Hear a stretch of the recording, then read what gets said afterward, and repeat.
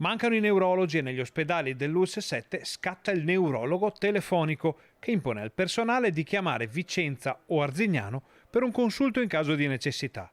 La procedura ufficializzata dal direttore sanitario Antonio Di Caprio è stata sostanzialmente confermata dall'azienda, che ammette una carenza di specialisti. Ma secondo qualcuno questa carenza è solo la punta dell'iceberg.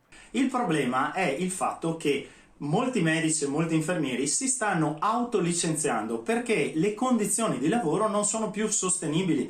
Non c'è meritocrazia, non c'è valorizzazione delle propensioni individuali e i carichi di lavoro sono sempre più grandi e quindi diventano insostenibili. Il neurologo telefonico e altre soluzioni possono solo tamponare un'emorragia che invece va gestita a monte. Il problema va gestito a monte, perché se è vero che si è sbagliata la programmazione della formazione di medici, specialisti e infermieri e a questo si sta facendo di tutto per porre rimedio, dall'altra parte se non si arresterà questa fuga enorme di professionisti che si licenziano o che vanno in pensione al primo momento utile anziché aspettare gli anni in più che la legge consentirebbe loro di lavorare, non ci sarà soluzione. Serve un intervento da parte di chi gestisce la sanità veneta e serve subito. Bisogna fare una task force regionale per porre rimedio alla fuga dei professionisti, trovare un sistema motivazionale che li valorizzi, dove la meritocrazia è l'unico criterio che viene preso in considerazione.